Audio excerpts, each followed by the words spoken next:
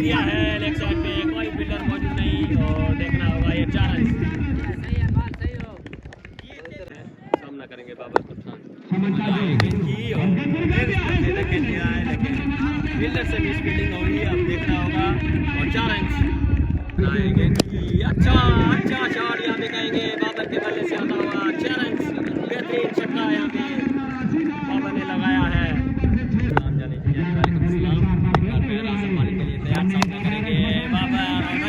Leg side पे 6 run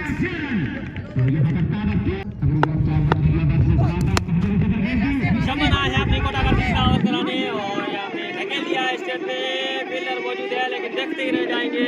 बेहतरीन छक्का यहाँ पे कहेंगे, सामना करेंगे बाबर और एक और बेहतरीन छक्का यहाँ पे कहेंगे बाबर पठान के बल्ले से और एक और उठाकर खेला है 4 रन, बेहतरीन छक्का, 3 छक्के लगाए।